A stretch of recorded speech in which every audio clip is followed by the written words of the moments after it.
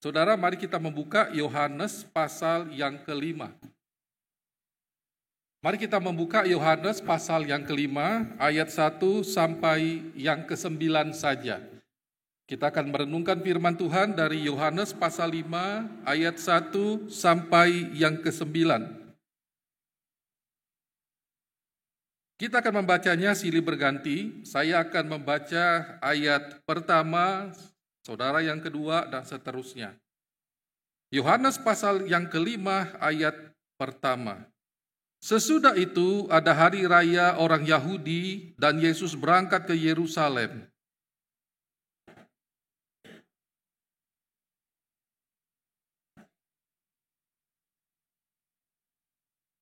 Dan di serambi-serambi itu berbaring sejumlah besar orang sakit, orang-orang buta, orang-orang timpang, dan orang-orang lumpuh yang menantikan goncangan air kolam itu.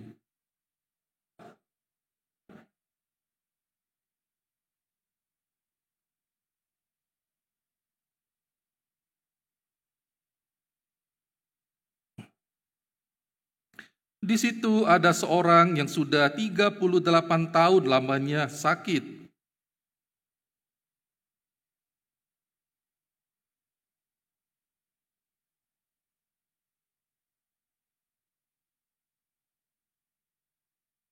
Jawab orang sakit itu kepadanya, "Tuhan, tidak ada orang yang menurunkan aku ke dalam kolam itu apabila airnya mulai goncang, dan sementara aku menuju ke kolam itu, orang lain sudah turun mendahului aku."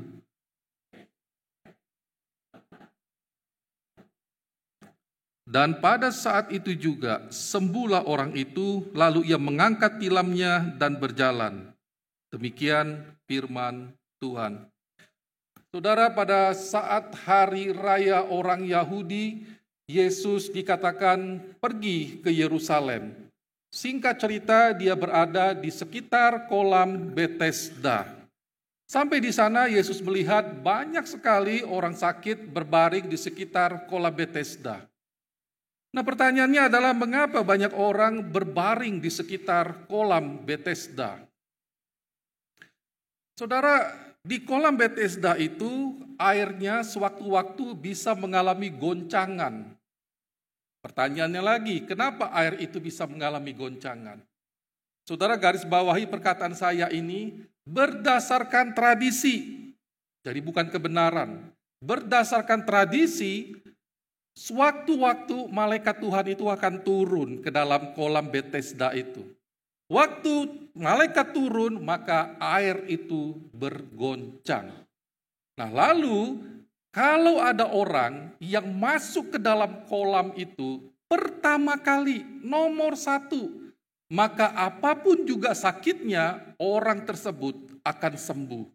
Makanya tidak mengherankan di sekitar kolam Betesda banyak orang sakit yang berbaring di sana. Saudara, waktu Yesus melihat banyak orang sakit, mata Yesus tertuju kepada satu hal. Dia tertuju kepada seorang bapak yang sudah sakit lumpuh selama 38 tahun. Saudara, ini jarak waktu yang sangat lama. 38 tahun ada seorang bapak yang mengalami kelumpuhan. Lalu saudara, Yesus mendekati bapak itu dan Yesus mengucapkan satu pertanyaan. Yesus mengatakan, "Maukah engkau sembuh?" Saudara, kalau kita pikir-pikir, sedikit lucu pertanyaan Yesus ini. Atau mungkin kita terasa aneh pertanyaan Tuhan Yesus ini. Kenapa Tuhan mengatakan, "Maukah engkau sembuh?" Lah, namanya orang sakit, yang gak usah ditanya. Langsung sembuhin aja.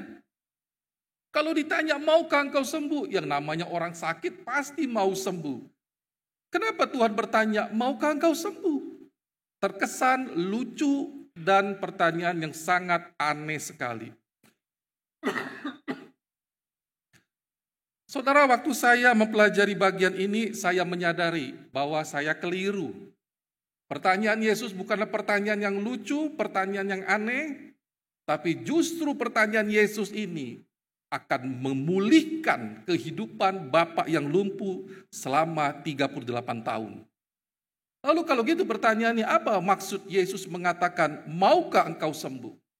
Nah saudara, mari kita terlebih dahulu memahami kondisi dari bapak yang lumpuh 38 tahun ini. Saudara, waktu bapak ini mengalami kelumpuhan, yang menjadi pertanyaannya adalah, mau nggak sih bapak ini sembuh? Saya percaya kita sepakat mengatakan bapak ini pasti mau sembuh. Tentu dong bapak ini pengen aku pulih kembali, aku bisa bekerja seperti orang pada umumnya. Dan pasti bapak ini juga rindu, dia bisa menjadi seorang nelayan yang handal, yang bisa menangkap menjala ikan dalam jumlah yang besar. Pasti bapak ini juga punya impian, dia pengen menikah, pengen punya anak, pengen bisa main kejar-kejaran dengan anaknya. Jadi bapak ini banyak sekali impian di dalam benaknya. Nah saudara, impiannya ini sebentar lagi akan terwujud. Kenapa? Karena ada kolam Bethesda yang sanggup menyembuhkannya menurut tradisi. Nah jadi saudara, bapak ini datang ke kolam Bethesda itu. Nah saudara, apa yang terjadi? Waktu di sana, bapak ini, dia menunggu kapan air itu bergoncang. Kalau air itu bergoncang, dia akan masuk ke dalam goncangan air tersebut. Dan dia akan sembuh. Tetapi jangan lupa saudara, yang pertama, yang mau masuk ke kolam itu bukan dia sendirian. Tapi banyak orang yang mau masuk ke kolam sana. Bisa 10 orang, bisa ratusan orang. Banyak orang yang akan mau masuk ke kolam itu. Yang kedua, jangan dilupa. Yang sembuh itu menurut tradisi orang yang masuk nomor 1. Nomor 2, nomor 3, nomor 4 nggak sembuh. Harus nomor 1. Dan jangan dilupakan juga bapak ini adalah orang yang lumpuh. Saudara, dengan latar belakang seperti ini kita bisa melihat saudara. Kira-kira waktu air bergoncang bapak ini bisa nggak sih masuk ke dalam kolam itu nomor 1? Duluan, bisa nggak sih? Saudara, tentu kita akan mengatakan tidak mungkin, pasti dia akan mengalami kegagalan. Betul, dia mengalami kegagalan. Waktu dia mau masuk ke kolam itu, orang lain terlebih dahulu sudah masuk ke dalam kolam tersebut. Lalu dia coba lagi. Waktu air itu bergoncang, dia mau masuk lagi ke kolam tersebut. Berhasil nggak? Gagal lagi. Lalu dia coba lagi, berhasil nggak? Gagal lagi.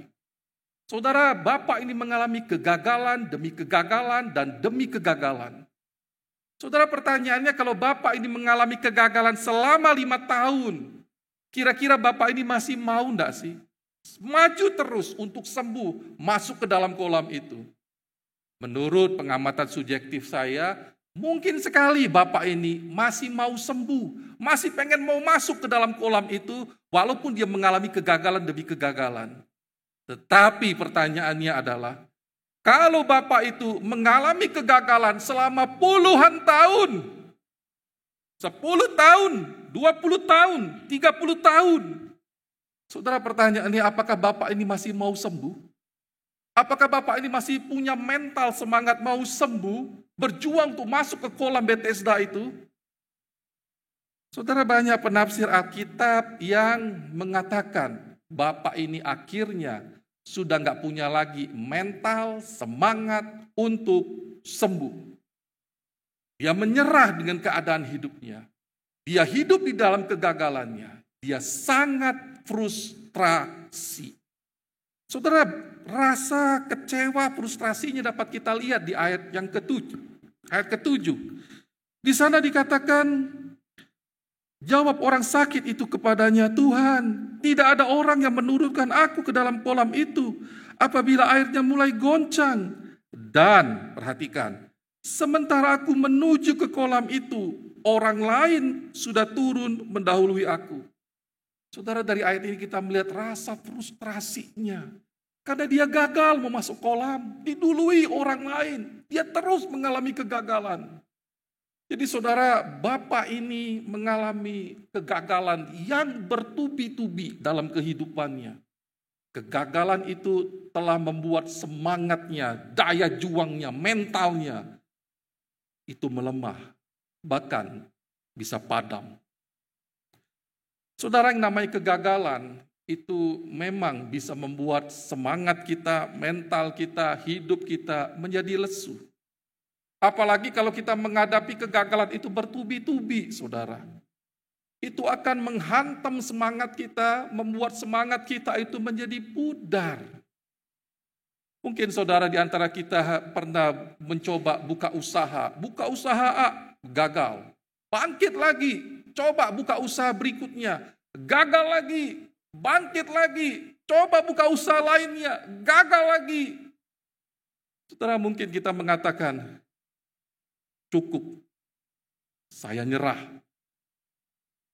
Cukup, saya menyerah. Kenapa? Kenapa nggak mau coba lagi? Karena kegagalan demi kegagalan itu melemahkan semangatnya, melemahkan mentalnya untuk mau bangkit lagi. Saudara, atau mungkin kita yang hadir di tempat ini, kita melayani Tuhan, kita punya komitmen kepada Tuhan. Tuhan, aku ingin memberikan yang terbaik buat Tuhan. Tapi di dalam melayani Tuhan, kita tahu kita gagal memberikan yang terbaik. Kita bangkit lagi. Tuhan, aku komitmen lagi, mau kasih yang terbaik buat Tuhan. Gagal lagi, saudara. Kita bangkit lagi. Kita berjanji kepada Tuhan, aku mau bangkit Tuhan, kasih terbaik lagi buat Tuhan. Gagal lagi, saudara. Saudara, mungkin kita mengatakan kepada Tuhan, selesai Tuhan. Aku tidak mau lagi melayani Tuhan. Kenapa? Karena aku gagal. Karena aku gagal kasih yang terbaik buat Tuhan. Aku gagal kasih yang terbaik buat Tuhan. Mungkin muncul di benak kita mau keluar melayani Tuhan. Kenapa?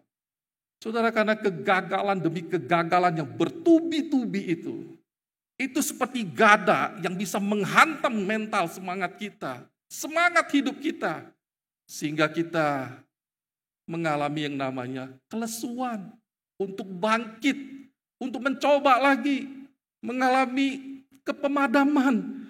Karena kegagalan demi kegagalan itu bisa memadamkan mental dan semangat kita. Nah, saudara, ada seorang yang mengatakan demikian. Kegagalan yang terus-menerus bukan hanya melelahkan. Ia membuat kita percaya bahwa mencoba lagi adalah hal yang sia-sia. Sekali lagi, saudara, dikatakan kegagalan yang terus-menerus bukan hanya melelahkan. Ia membuat kita percaya bahwa mencoba lagi adalah hal yang sia-sia. Nah, saudara, inilah yang dialami oleh bapak yang lumpuh selama 38 tahun. Dia sudah tidak mau lagi sembuh. Dan dia hidup di dalam kegagalannya. Dia nggak mau bangkit lagi. Nah, saudara, yang menjadi pertanyaannya adalah, kalau begitu, kalau bapak ini sudah tidak mau lagi sembuh, saudara, ya, tidak lagi mau sembuh. Lalu pertanyaannya adalah, mengapa bapak ini masih ada di kolam Bethesda? Mengapa dia masih nongkrong di sana? Nah, saudara, ada seorang penafsir mengatakan, bapak ini, waktu dia sudah nggak punya semangat untuk bangkit lagi, meraih harapannya lagi, bapak ini akhirnya menjadi seorang pengemis di tempat itu. Dia hanya menjadi orang yang minta-minta di tempat itu. Dia minta-minta uang, dia minta-minta makanan. Hidupnya betul-betul menggantungkan dari belas kasihan banyak orang. Dia sangat menikmati gaya hidup barunya. Udahlah, gak usah sembuh. Tapi ngapain? Ya sudah, hidup di dalam keputusasaan ini. Menjadi pengemis. Hidup berdasarkan belas kasihan orang. Dan tanpa disadar, bapak ini sudah hidup di dalam zona nyamannya. Saudara, bapak ini betul-betul sudah menikmati hidup zona nyamannya. Di mana dia sudah lagi tidak bekerja, di mana dia hanya menggantungkan hidupnya berdasarkan belas kasihan orang semata.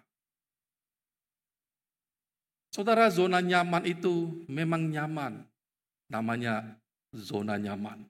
Dan inilah yang dialami oleh bapak tersebut.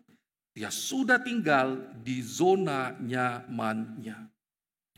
Saudara, oleh karena itulah Yesus waktu datang melihat bapak ini, Yesus itu mengatakan satu kalimat, maukah engkau sembuh? Saudara, waktu dikatakan Yesus melihat Bapa itu, bukan berarti Yesus itu kayak melihat, asal melihat, kayak orang pergi ke mall ya. Tapi melihat itu mempunyai pengertian, Yesus melihat tembus sampai ke dalam hati kejiwaan Bapa itu. Yesus betul-betul mengenal kondisi dari Bapa yang lumpuh 38 tahun tersebut. Dia tahu kefrustrasian Bapak tersebut. Dia tahu Bapak itu sudah hidup di dalam kegagalannya. Dia tahu Bapak itu punya mental semangat sudah gak mau sembuh lagi. Dan Yesus tahu dia hidup di dalam zona nyamannya. Saudara, oleh karena itulah Yesus kembali mengucapkan satu pertanyaan yang serius. Maukah engkau sembuh? Saudara, pertanyaan Yesus, maukah engkau sembuh? Saudari, bukan pertanyaan yang aneh. Ini bukan pertanyaan yang lucu.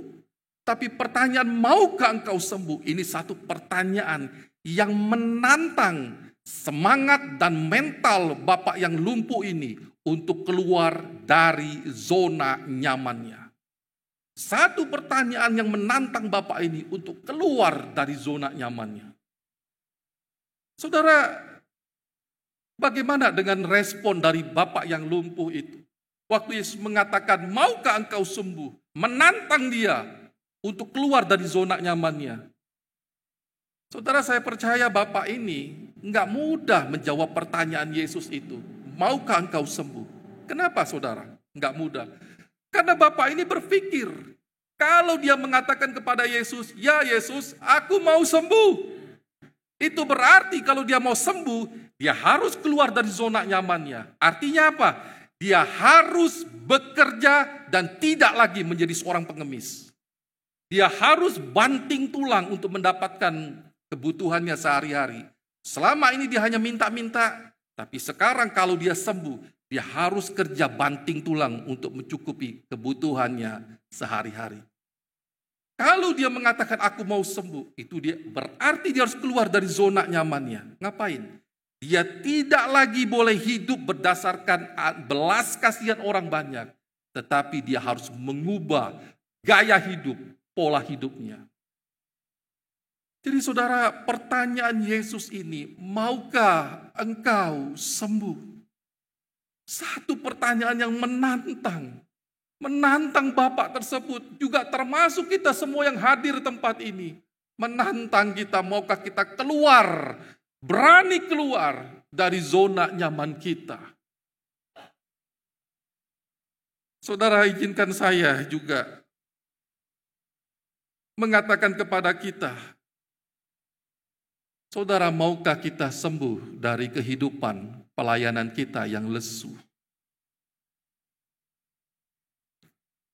Saudara, mungkin kita yang hadir di tempat ini, yang melayani Tuhan.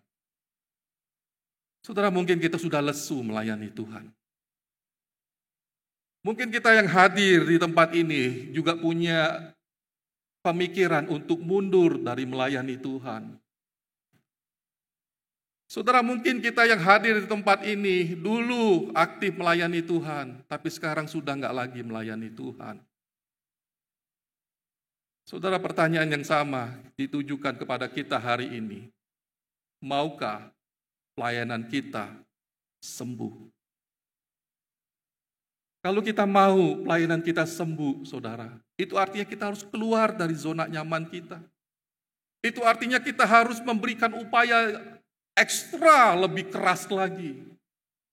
Itu artinya saudara, kita harus rela memberikan waktu kita lebih lagi. Itu artinya saudara, kita mau rela dikecewain pada waktu kita melayani Tuhan. Itu artinya kita rela kalau kita disalah mengerti oleh orang lain. Saudara, maukah kita sembuh dari pelayanan kita yang lesu? Saudara tahu, maukah kita sembuh? Maukah keluarga kita sembuh? Saudara, satu kali saya ikut seminar keluarga, seorang pembicara mengatakan hal yang menyedihkan. Dia mengatakan banyak keluarga-keluarga khususnya suami istri itu secara emosi sudah bercerai. Banyak keluarga-keluarga yang mengalami kehancuran sudah di ujung tanduk. Tapi pertanyaannya kenapa tidak bercerai? Pembicara itu mengatakan, ironis sekali mereka tidak mau bercerai. Karena mereka menunggu kalau anaknya sudah besar baru mereka bercerai. Saudara, waktu saya mendengar itu, hati itu sedih, saudara. Karena saya menyadari satu hal. Karena ada keluarga-keluarga yang memang tidak mau sembuh. Ada keluarga-keluarga yang memang tidak mau sembuh. Mereka sudah memutuskan tidak perlu lagi disembuhkan, tidak perlu lagi dipulihkan. Karena mereka sudah mengambil keputusan akan mengakhiri pernikahan yang sudah mereka bangun. Saudara, izinkan hari ini firman Tuhan juga kembali menantang kita, keluarga-keluarga kita. Maukah keluarga kita sembuh? Maukah keluarga kita sembuh? Keluarga yang kita bangun, waktu kita pacaran, kita jatuh cinta berjuta-juta rasanya, pengen ketemu terus, kita mencintai pasangan kita menggebu-gebu, akhirnya menikah, dan sekarang di ujung tanduk perceraian. Oh saudara, mari kita keluar dari zona nyaman kita. Kita mau keluarga kita sembuh. Saudara, kalau kita mau sembuh, keluar dari zona nyaman kita. Lakukan sesuatu untuk menyelamatkan keluarga kita. Lakukan. Berjuang. Upayakan. Selamatkan pernikahan kita. Minta tolong kepada Tuhan. Maukah keluarga kita sembuh? Saudara, yang terakhir. Saudara, Tuhan juga bertanya, maukah kita sembuh dari dosa-dosa favorit kita? Saudara, mungkin di antara kita di tempat ini punya dosa-dosa favoritnya. Dosa yang sangat nikmat, dosa yang sangat kita sukai. Di mana kita sangat menikmati dosa tersebut. Kalau dosa-dosa lain disuruh tinggalin, kita tinggalin. Tapi ada dosa-dosa tertentu yang membuat kita nikmat sekali. Kita tidak mau, kita nggak rela meninggalkan dosa-dosa tersebut. Kita menikmatinya. Ada dosa-dosa favorit dalam kehidupan kita. Saudara, pertanyaannya adalah, maukah kita juga sembuh dari dosa-dosa favorit kita? Kalau mau, saudara, mari kita keluar dari zona nyaman kita. Tinggalin dosa favorit itu. Buang dosa favorit itu. Ada Tuhan yang akan menolong kita. Ada Yesus yang akan sanggup menolong kita, memulihkan kita. Pertanyaannya adalah, kitanya mau sembuh atau tidak? Kitanya mau sembuh atau tidak? Itu satu pertanyaan yang perlu kita jawab di hadapan Tuhan. Maukah kita sembuh? Nah saudara, pada waktu Tuhan Yesus bertanya kepada Bapak ini, maukah engkau sembuh? Saudara, bagaimana respon dari orang lumpuh tersebut? Bagaimana respon dari orang lumpuh tersebut?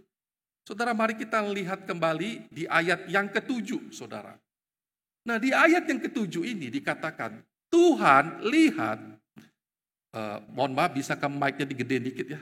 Saya agak sakit tenggorokan nih, butuh suara yang lebih keras. Ayat 7 mengatakan, Tuhan lihat, tidak ada orang yang menurunkan aku ke dalam kolam itu apabila mulai goncang, dan sementara aku menuju ke kolam itu, orang lain sudah turun mendahului aku. Saudara, kalau kita lihat jawaban dari Bapak yang lumpuh itu, secara tidak langsung kita bisa mendapati Bapak ini mau sembuh. Waktu Yesus menantang dia, maukah engkau sembuh? Saudara, muncul satu kerinduan kembali dalam diri Bapak itu. Bapak itu mau sembuh. Artinya dia mau keluar dari zona nyamannya. Tapi yang menjadi persoalan adalah,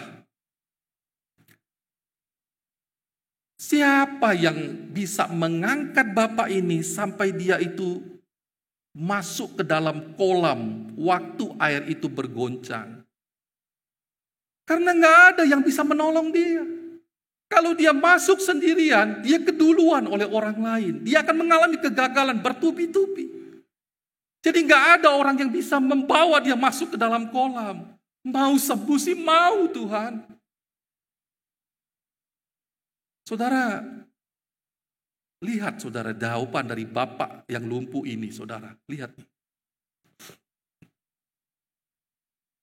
Fokus kesembuhan yang ada di benak bapak ini tertuju kepada mana? Kepada siapa? Kepada kolam. Jadi semua yang ada di kepalanya adalah kolam, kolam, kolam, dan kolam. Kolam inilah pengharapannya supaya dia dapat mengalami pemulihan atas hidupnya. Kolam ini. Jadi selama puluhan tahun yang ada di dalam benaknya adalah kolam inilah yang sanggup untuk memulihkan kehidupannya. Saudara, dari sini kita melihat saudara, letak kesalahan dari bapak ini adalah dia menggantungkan pengharapannya kepada objek yang keliru. Dia menggantungkan harapannya supaya dia bisa mengalami pemulihan kepada objek yang keliru, yakni kolam. Puluhan tahun dia pegang, puluhan tahun dia gantungkan pengharapannya kepada objek yang keliru. Disitulah letak persoalan bapak ini. Lalu bagaimana respon Yesus pada waktu Yesus melihat, mendengar jawaban dari bapak tersebut? Saudara, ayat 8 spektakuler sekali. Ayat 8 mengatakan, bangunlah, angkatlah tilammu, dan berjalanlah. Dan pada saat itu juga sembuhlah orang itu, lalu ia mengangkat tilamnya dan berjalan. Saudara, hanya satu kalimat, nggak sampai 30 detik, Yesus mengucapkan, bangunlah, angkatlah tilammu dan berjalanlah. Orang yang lumpuh 38 tahun itu sembuh dengan seketika. Sakit yang dia alami 38 langsung sembuh. Yesus menyembuhkan bapak yang lumpuh itu. Saudara, di sini muncul pertanyaan kritis. Kenapa Yesus menyembuhkan bapak itu? Kalau kita lihat bapak ini tidak pernah meminta Yesus menyembuhkan dirinya. Betul tidak saudara? Kalau kita lihat perikop ini, bapak ini sama sekali tidak beriman kepada Yesus Kristus. Tidak ada iman di sana. Kalau kita lihat bapak ini, dia tidak percaya Yesus sanggup menyembuhkannya. Tapi kenapa Yesus tetap mau menyembuhkan bapak tersebut? Mengapa? Nah saudara, di sini ada satu poin kebenaran penting yang ingin saya sharingkan sebagai poin terakhir di renungan pada pagi hari ini. Mengapa Yesus tetap menyembuhkan bapak ini sekalipun dia tidak minta, sekalipun dia tidak beriman? Mengapa saudara? Nah saudara, jawabannya adalah karena melalui pemulihan yang Yesus kerjakan di dalam diri bapak ini, Yesus itu ingin menyadarkan kepada bapak tersebut bahwa dia keliru menggantungkan pengharapannya. Selama ini dia keliru, dia menggantungkan pengharapannya, dia menggantungkan kepada objek yang keliru, yaitu kolam. Tapi melalui kesembuhan yang dia alami, Yesus rindu bapak ini sadar bahwa dia harus menggantungkan pengharapannya semata-mata hanya kepada Yesus Kristus. Yesus Kristuslah sumber pengharapan yang sanggup memulihkan segala kondisi manusia, baik secara jasmani maupun juga secara rohani. Yesus rindu saudara, melalui mujizat yang dialami oleh bapak ini, pemulihan yang dialami oleh bapak ini akhirnya betul-betul sadar satu kebenaran. Yesuslah sumber pengharapan supaya ia bisa mengalami pemulihan. Saudara, ketika kita menggantungkan pengharapan kita kepada Yesus, sumber pengharapan itu, saudara percayalah kita nggak akan kecewa. Kalau itu sesuai dengan kehendaknya, percayalah kita nggak akan kecewa.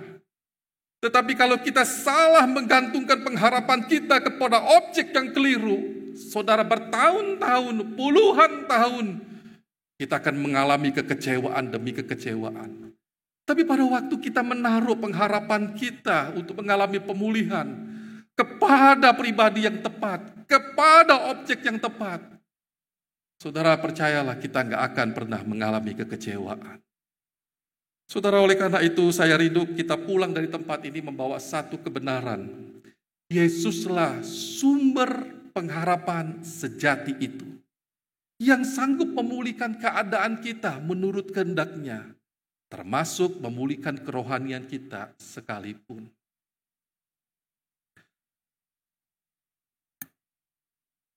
Saudara, saya ingin menyaksikan kebaikan Tuhan dan ingin menyaksikan betul bahwa Yesus itu sumber pengharapan dalam kehidupan kita.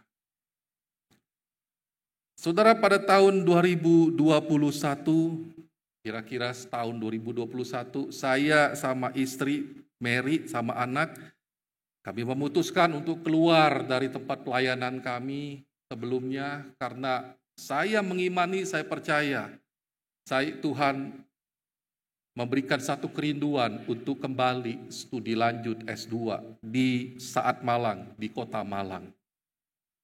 Jadi kami memutuskan untuk keluar dari tempat pelayanan karena sudah 5 tahun lebih saya menggumulkan untuk kembali studi lanjut. Dan saya rasa tahun 2021 tahun yang tepat. Waktu saya mau berangkat dari Jakarta ke Malang, beberapa teman bertanya, "Di, kamu kuliah lagi, ada sponsor nggak?" Nggak ada. Loh, kamu kuliah, ada yang bantu nggak? Nggak ada. Terus kalau kamu di Malang nanti, kamu kuliah nanti, biaya hidup dari mana? Nggak tahu. Biar urusan Tuhan.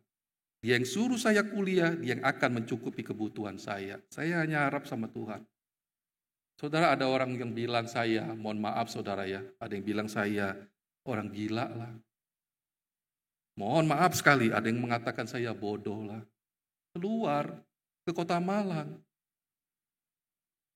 Gak ada sponsor. Kamu makan, kamu hidup dari mana? Saya bilang saya tidak tahu. Tuhan nyuruh keluar, ya keluar untuk studi. Akhirnya saya, kalau saudara tanya, waktu keluar itu Pak Ardi deg-degan nggak? Jawabannya nggak deg-degan. Tapi apa? Mau pingsan rasanya. Dari mana biaya makan, bayar anak sekolah, bayar asuransi, belum kontrak rumah, belum sewa rumah, bayar uang kuliah, dari mana semua itu? Tapi saya percaya ini waktunya Tuhan, saya harus keluar. Saudara, singkat cerita, waktu saya kuliah di kota Malang, sudah berbulan-bulan lewat, bahkan setahun lewat lebih, sampai di satu titik, saudara. Saya semalam ngobrol sama istri saya, mungkin sekitar 3 bulan kemudian, sewa kontrakan rumah habis. Itu artinya saya harus keluar uang untuk perpanjang sewa rumah. Pertanyaannya di mana? Uang. Apakah ada uang? Gak ada. Boro-boro bayar sewa rumah. Untuk biaya makan aja udah gak tahu dari mana. Saudara, kadang ya, saya tidur jam 4 subuh, 5 subuh. Kenapa? Nggak bisa tidur. Deg-degan. Tuhan, bayar sewa rumah dari mana? Tuhan, beli uang susu buat anakku dari mana duit? Nggak ada. Sudah kadang tidur jam 4, jam 5. Kadang malam-malam saya keluar rumah. Di kota Malang itu dingin cuacanya. Saya berdiri di halaman rumah. Saya cuma lihat langit-langit. Tuhan, 3 bulan lagi saya bayar kontrak rumah dari mana duit? Tuhan, Anakku perlu bayar uang sekolah, dari mana uang? Saya cuma hanya curhat ke istri dan saya curhat ke Tuhan. Selebihnya saya tutup mulut. Curhat ke Tuhan. Saya betul-betul hanya berharap kepada Tuhan. Saudara, besoknya lagi, malam-malam saya keluar rumah lagi, saya lihat lagi langit-langit. Tuhan, waktu makin mendekat. Dari mana uang? Sampai satu titik, saya ajak Mary, istri saya, ngobrol berduaan di ruang tamu. Mer, kita doa sama Tuhan ya. Saya lupa tuh, saya kasih batas waktu tertentu. Kalau sampai batas waktu tertentu ini, Tuhan masih belum jawab doa kita, mau tidak mau kita harus join ke sebuah gereja. Ada beberapa gereja yang ngajak kita, ayo pelayanan bareng. Saya bilang enggak dulu. Kenapa? Karena saya harus fokus selesain kuliah dulu. Kalau saya masuk ladang, nanti kuliah saya bisa enggak selesai-selesai. Saya pikir kalau sampai waktu tertentu itu, Tuhan tidak jawab doa kita harus join sama sebuah gereja. Lalu kami doa. Nah saudara, selesai saya ngobrol sama istri saya ingat saya nggak sampai 1 jam, tahu-tahu ada WA saudara. Di handphone saya baca WA tersebut. Waktu saya baca WA itu, halo Pak Ardi, apa kabar, bla bla bla bla bla bla bla bla bla bla. Saudara, intinya saya mengatakan kepada istri saya, Tuhan tidak izinkan kita masuk dulu ke gereja. Tapi Tuhan izinkan kita tetap fokus kuliah, selesaikan sampai akhir. Tuhan sediakan berkat buat kita. Waduh saudara, itu seperti diguyur air dingin. Itu rasanya pengen nangis, berteriak sejadi-jadinya, tapi gengsi di depan bini. Rambo masa nangis di depan istri. Tapi satu sukacita pengen teriak, aduh Tuhan. Betul Tuhan, waktu seseorang mengharapkan kepada Tuhan, kalau itu sesuai dengan kehendak Tuhan, Tuhan pasti akan genapi. Amin saudara. Pada waktu kita mengandalkan Yesus Tuhan kita sebagai sumber pemulihan atas hidup kita, kita nggak akan kecewa, saudara. Yesus betul-betul sanggup diandalkan. Bukan kolam, bukan yang lain, tapi Yesus. Kalau itu sesuai kehendaknya, dia akan genapi tepat dengan waktunya. Tapi saudara, sayang sekali kalau kita lihat di dalam media sosial, banyak artis lagi rame meninggalkan imannya, meninggalkan Yesus, membuang Yesus, mengganti Yesus dengan yang lain. Saudara tuh lihat itu, saya sedih saudara. Kenapa? Yesus sumber pengharapan yang sanggup memulihkan itu telah dibuang.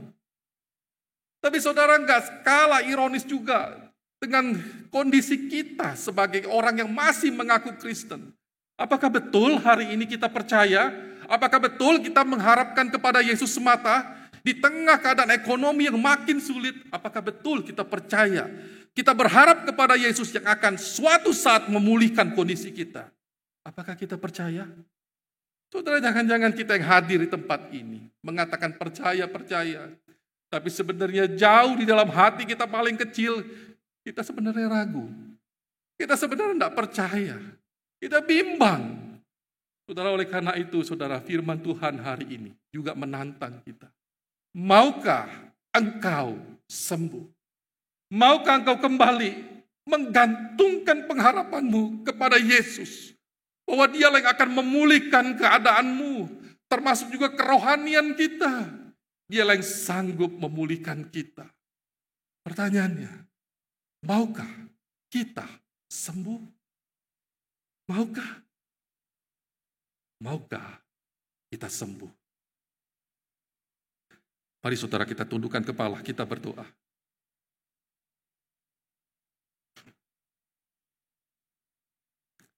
Saudara, biarlah pertanyaan Tuhan, maukah engkau sembuh? Di mana kita kembali sungguh-sungguh mau menggantungkan pengharapan kita hanya kepada Yesus. Dialah yang sanggup memulihkan kita. Itu betul-betul kita jawab, ya Tuhan. Ya Tuhan. Bapa di surga, kasihanilah kami umat-Mu yang seringkali menggantungkan pengharapan kami kepada sesuatu yang sia-sia. Tapi biarlah Tuhan pada hari ini kami kembali disembuhkan, kami kembali sungguh-sungguh meletakkan pengharapan kami di tengah kondisi yang tidak ideal ini, di tengah merosotnya keadaan kami menggantungkan kepada Tuhan semata. Karena Yesuslah yang sanggup akan memulihkan segala kondisi kami. Kasihanilah kami ya Tuhan, dan bila pulang dari tempat ini, kami mempunyai mental yang tidak sama, tapi kami punya mental yang berbeda, karena kami percaya ada Yesus yang sanggup diandalkan. Terima kasih Bapa di surga, dengar doa kami dalam nama Tuhan Yesus. Kami berdoa dan kami mengucap syukur. Amin.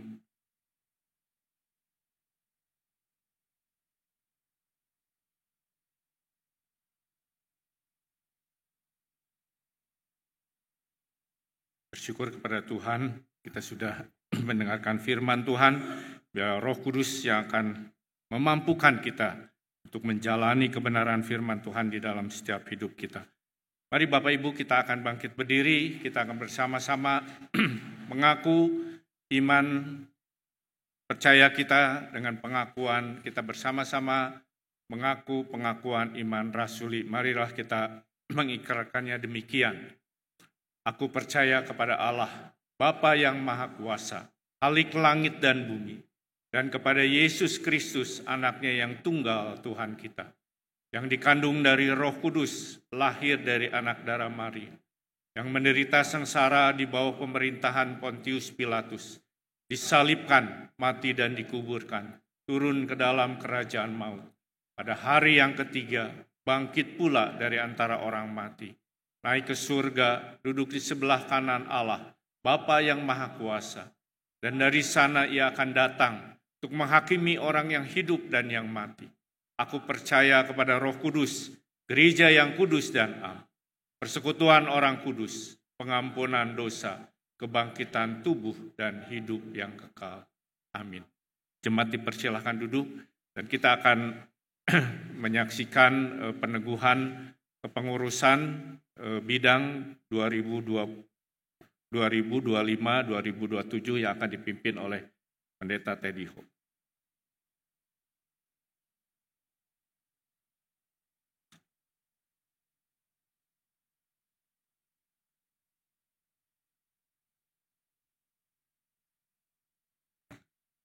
Shalom jemaat sekalian. Ya, pada pagi hari ini kita akan bersama-sama menyaksikan untuk peneguhan dan pelantikan dari kepengurusan GKI Hosana periode 2025-2027.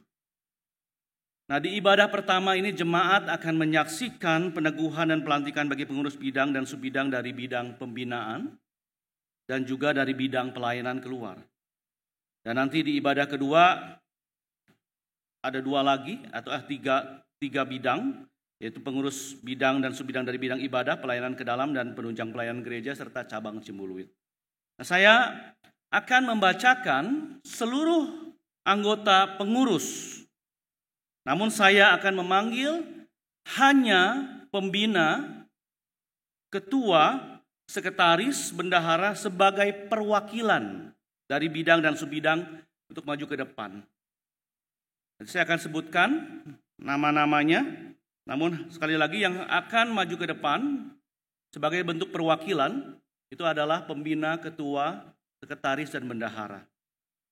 Bidang pembinaan, pembina adalah saya, yaitu Pendeta Hotedi Hermanto. Ketuanya adalah Penatua Andreas Widianto. Silakan maju ke depan untuk ketua, pembina, ketua, sekretaris, bendahara. Subbidang pembinaan umum dan khusus Diaken Felix Jiprang.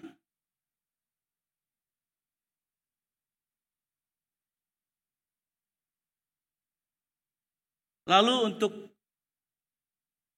subkategorial anak, pembina dan ketua adalah penginjil Mary. Wakil ketua adalah Ibu Linawati Sugiana. Sekretaris Ibu Elizabeth Lawira.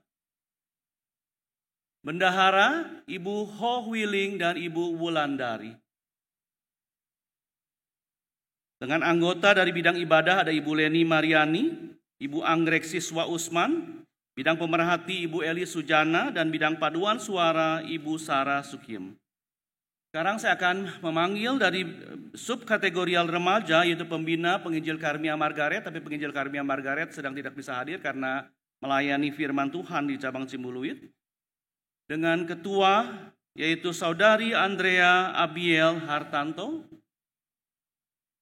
Wakil ketua dan sekaligus menjabat sebagai sekretaris dan bendahara Triksi Abigail Marpaung. Dengan anggota dari bidang ibadah yaitu Frederick Sutanto, Marvelius Evangelion Hermanto, Kenneth Jireh, Sheba Abigail Jela, Clarin Wibiama, dan Oriana Michelle Jiprang, Sharon Saskia Kristabel, Rihanna Miska Sinurat, Trivena Putri Yesmaya, ada Saudara Hansen Benaya Palayukan, Kinan Abiel Chandra, dan Silan Wibayama. Sekarang saya akan panggil dari subkategorial pemuda, pembina yaitu penginjil Andreas Nervanto. Silakan maju ke depan. Majelis pendamping yaitu Diaken Ratih Wirawan. Dengan ketua Saudara Peter Subianto, Sekretaris Bendahara Anggra Novani, dengan anggota-anggotanya yaitu ada paduan suara Anggra Novani, Naomi Juliana Hariwinarto, Angeline Christian, dan Angel. Sekarang saya akan memanggil subkategorial keluarga. Pembina dan ketua adalah penginjil Ardiansyah Nervanto, Sekretaris Diaken Oi Vivi Mailela Sari, Bendahara Ibu Ho Iling, dan anggota Ibu Pemerhati Ibu Cho Sok Ai. Lalu saya akan memanggil kategori wanita, kategorial wanita. Ketua Ibu Yeta Pardede,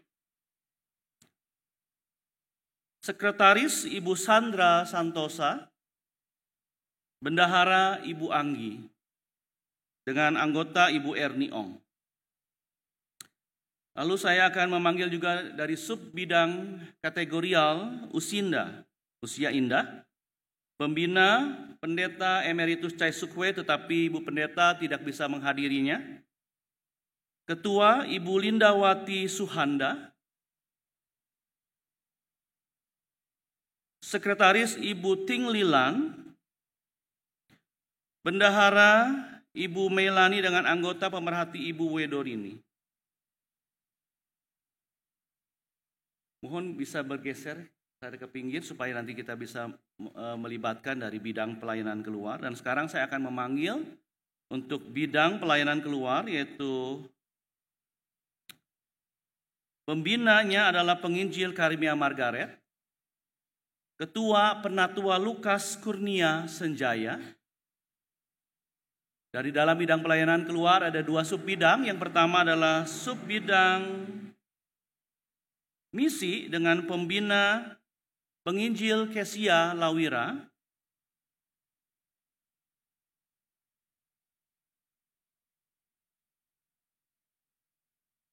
Ketua Diaken Yohanes Rudianto, Sekretaris Ibu Suharyanti Garit, dan bendahara ada Ibu Yeni dan Ibu Feni Anggraini. Dengan anggota ada Penatua Emeritus Liu Chingyin, Bapak Yopi Hartanto, Dr. Asima Manurung, dan Bapak Ezer Lumika.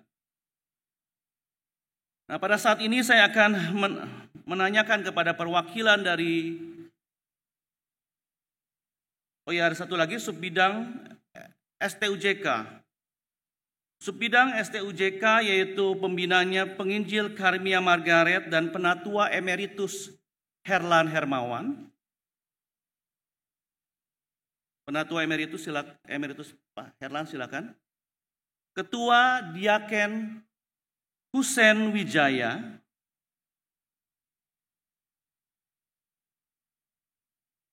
Sekretaris Ibu Elvir Indriani. Bendahara Diaken Ratih R. Wirawan dengan anggota publikasi Ibu Vivi Sutanto, tim penunjang Bapak Fritz Ferdinand, Bapak Heru Kiswanto, Bapak Iwan Hergiawan. Nah, saat ini saya akan membacakan titah dan mengajukan pertanyaan kepada perwakilan dari bidang pembinaan yang terkait di dalamnya, ada subbidang-subbidang yang ada di dalamnya. Saya akan bertanya dan nanti tolong ada pertanyaan yang bisa dijawab dengan tegas, dengan jawaban ya dengan segenap hati. Sesuai dengan kebutuhan gereja, gereja dapat mengangkat orang-orang di antara anggota jemaat yang sanggup melaksanakan tugas panggilan dalam jemaat sebagai pengurus bidang dan subbidang. Nah, pada hari ini selaku hamba Tuhan, saya telah diberi mandat dari Majelis GKIM Jemaat Hosana untuk melaksanakan peneguhan dan pelantikan kepada saudara-saudara. Namun sebelumnya saya hendak menanyakan beberapa pertanyaan di bawah ini dan harap saudara-saudari, Bapak Ibu sekalian dapat memberi jawaban atau pernyataan di hadapan Allah dan jemaatnya sesuai dengan pengakuan dan janji yang sebenarnya. Yang pertama, apakah Bapak Ibu saudara-saudari bersedia melayani sesuai dengan karunia yang ada di dalam diri saudara dan taat kepada pimpinan gereja? Bagaimana jawab saudara? Apakah Bapak Ibu saudara-saudari mau menjadi teladan bagi orang-orang percaya sesuai nasihat Rasul Paulus? Jadilah teladan bagi orang-orang percaya di dalam perkataanmu, di dalam tingkah lakumu, di dalam kasihmu, di dalam kesetiaanmu, dan di dalam kemurnianmu, sebagaimana yang dicatat di dalam surat 1 Timotius 4 ayat ke-12. Bagaimana jawab saudara-saudari sekalian? Yang ketiga, apakah saudara-saudari Bapak Ibu sekalian bersedia tunduk kepada tata gereja GKIM? Dan bila terdapat sesuatu yang perlu ditegur atau dikenakan disiplin gereja di dalam iman dan perbuatan yang tidak sesuai dengan ajaran firman Tuhan, apakah Bapak Ibu saudara-saudari mau dan rela mematuhinya?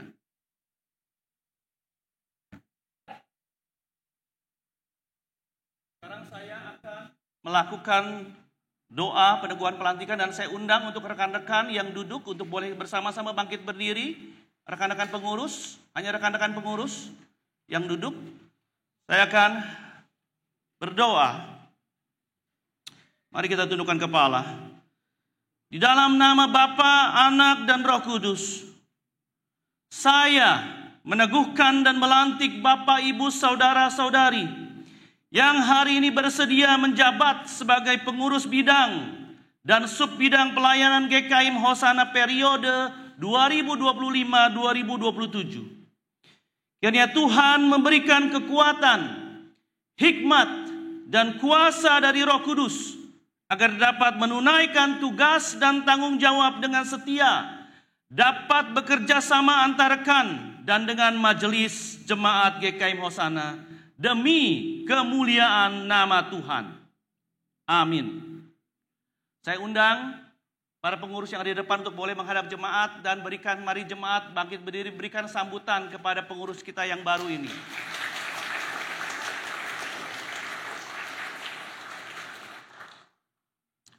Jemaat silakan duduk, para pengurus yang berdiri di depan silakan kembali ke tempat duduk. Saya akan membacakan satu bagian firman Tuhan bagi para pengurus dan juga terkhusus bagi para jemaat. Rasul Paulus berkata di 1 Tesalonika pasal ke-5 ayat 12-13.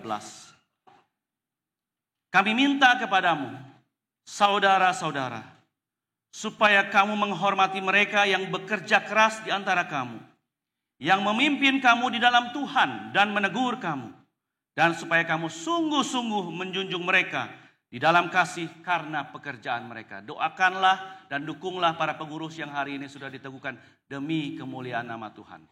Amin.